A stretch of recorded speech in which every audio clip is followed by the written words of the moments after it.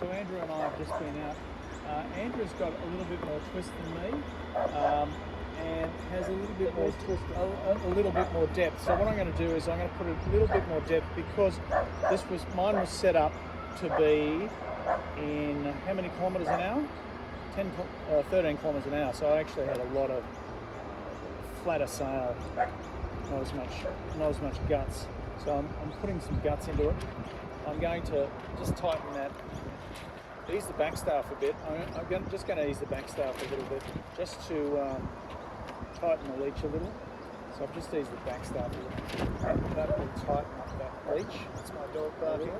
Is that your dog? Yeah. Is that Snow White? Snow White? Snow is barking. Okay. So I've just tightened that up. And what do you think about my leech on the jib? It's too much twist. Way too much. So I'm looking at you have to pull that in again. Right. Okay, so way too much twist. Okay, we'll see how that goes.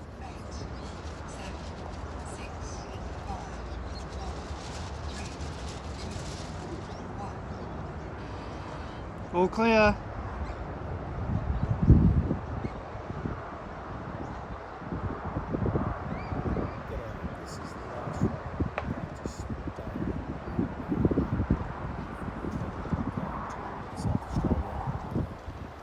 National DF65 Championships, which are happening in 2 weeks' time.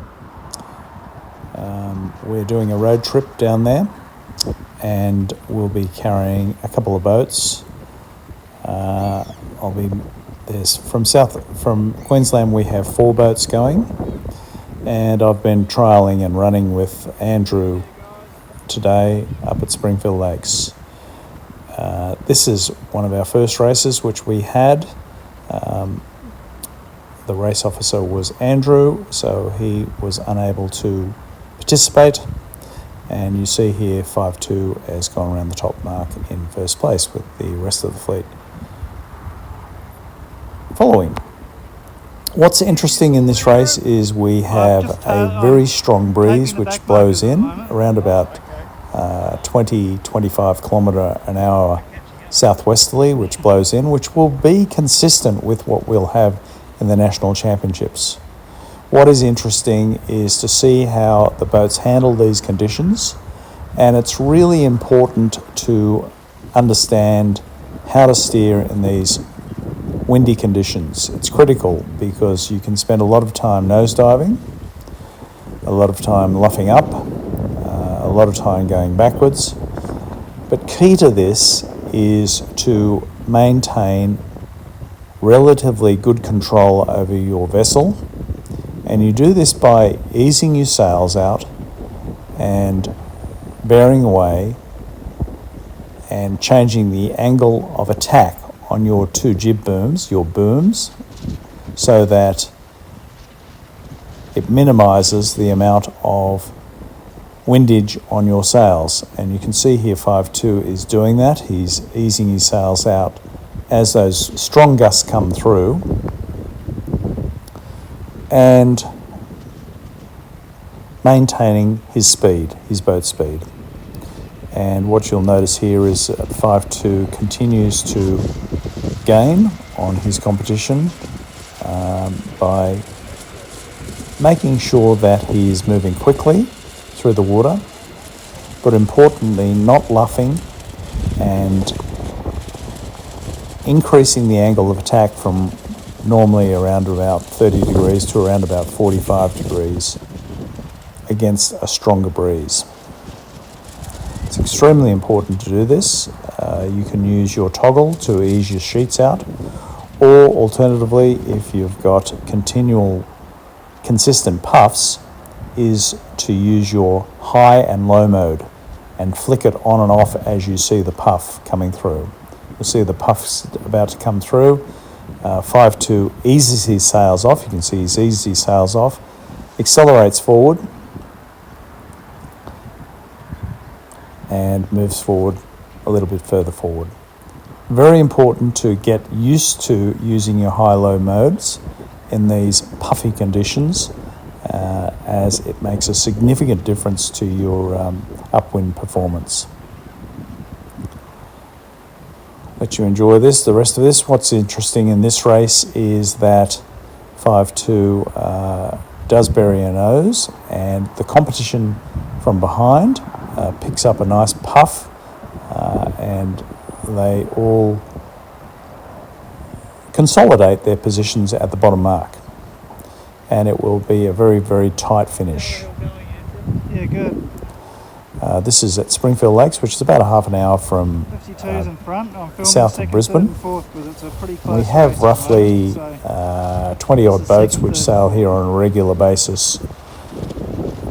But today, the windy conditions and the overcast conditions have kept a few boats away, so we've got around about 14 boats sailing today. As you can see there, the breeze has come through, roughly 20 kilometres an hour. Oh, you're not finished yet, In Mark. breezes You're not going over down, mate. 15 kilometres an hour, you would normally consider changing your rigs down to an A rig or a B rig, for that matter. Well, that evens it all up a bit. You can see they're all consolidating their position down at the bottom mark before returning to the finishing line.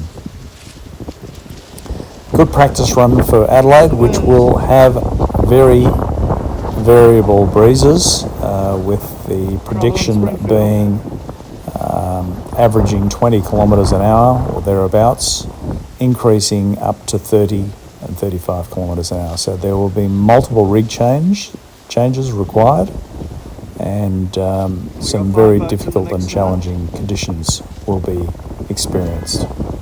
As you can see here with this A+ rig, very, very difficult to sail in these conditions. Two have rounded. Oh, we've got it split. And you can see the finishing line coming through here Come out now. here.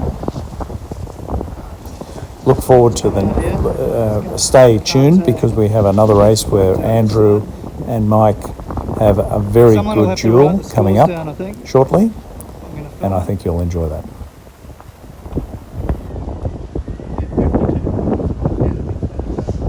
Okay. Here come the lead boats. 52's looking like it's going to hold off 21, Gary. So Mike's going to hold off Gary. Ooh, maybe. Gary might get there. He's taken a risk. He's gone on the other side of the whirlpools. Oh, I think Mike's got it. Okay, 52. Can you please score, Mike?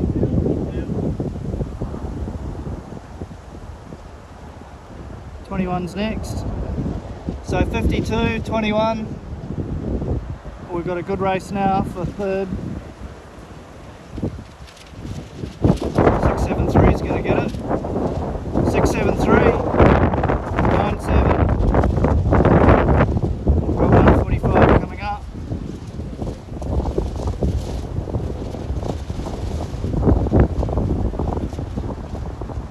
Here's 145. Oh, there he goes. Bad filming. Here comes 12. We'll see who's going to win out of 12, and we've got down here 419. 12's in the prime spot.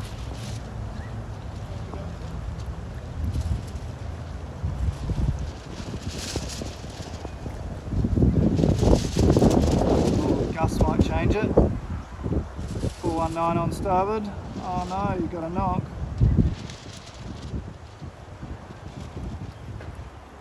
"12 gets it. 419 next. And 356. And that's the end of the race. 15 seconds. 10, 9, 8, Very 7, competitive nature of 6, sailing. 5, 4, In particular, 3, 5-2 and 5-1-4 have an extremely close match race. And what is important in this match race is to look at positioning your boat so that you are between the next mark and the boat behind. And unfortunately, one of the boats fails to do this, and as a result, loses the race. But stay tuned and keep a close eye on the sailing in this race, because it's extremely close, extremely competitive, and there is only a 2-second difference between the first two boats. Trust you enjoy this. This is at Springfield Lakes Club Scratch Championships, which enjoyed a strong variable southwesterly, which was kicked in at around about 25 kilometres an hour at one stage. However, it did drop off during the day, and what you're seeing here is racing at the end of the day as the breeze becomes a little variable. There's 4 Queensland boats heading off to South Australia over the next few weeks to compete in the National DF65 Championships, which are being hosted in Port Adelaide. And this was a very good tester for 52 and 514, both of which have new sets of sails. And what's interesting is to see their performance, but more importantly, watch how they adjusted their settings to improve their performance and boat speed during the event. Trust you enjoy these videos. Don't forget to subscribe to the channel. Look forward to seeing you on the water. We will be doing some videos of the racing in South Australia, and trust you will enjoy these national championships event, as it will be closely fought. There's 50 odd boats coming from 6 states. Tasmania is well represented this year, as is WA, Queensland, New South Wales and Victoria.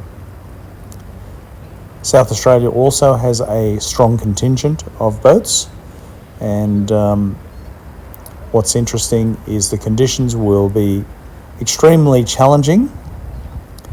It has a real history of variable breezes in Port Adelaide. Port Adelaide is, its next port of call is the Antarctica, so you get the roaring 40s which race through the southern areas of South Australia, and that provides some real challenges to sailors of all craft, and the DF65s in particular will find it extremely challenging. And importantly, it's important that you bring your A, B, C rigs, as there will be numerous rig changes required during the day to cater for the increasing breezes in the afternoon. Trust you enjoy this racing. You can see there's some very close racing between 514 and 52. 514 is covering 52 consistently to maintain that position. 52 is seeking to break that cover and tack on the knocks. However, 514 is doing a sterling job of maintaining his position. You can see 52 is bearing away there to accelerate and pick up a knock. However, 514 is maintaining a very strong position as they go up to the top mark. What you'll notice, as soon as 52 gets knocked, tacks. She tacks and waits for the next knock and retacks, and just improves her position by not overlaying the line to go around that second last buoy, or the top mark, in first place with 514 a boat length behind, going out of the bottom mark. What's important here is how you steer with these big puffs coming down. You can certainly, as we did see in the earlier races, if you bury your nose, you can move very quickly from a position of a good position to a very bad position. So it's important to steer well and understand when the puffs come, you need to hide your jib and possibly pull your mainsail in to reduce the amount of windage. And what you see here is 5-2 in particular buries her nose, buries her sail, and as a result loses her position, and 514 takes that leading position, and she will continue to control this race to the final end. However, 5-2 is working hard to break that position, and she's actually moved ahead at this particular point in time. What you see here is 514 tacks underneath her again, but 514 is looking for that shift on the right hand side, which she's picked up, gets a nice breeze and accelerates to pass a boat length ahead to windward of 5-2. Well sailed, Andrew. Absolutely fantastic racing here on Springfield Lakes. Don't forget to subscribe to the channel, and I look forward to you watching the National Champion DF65 videos, which will be shown over the next month. Bye for now.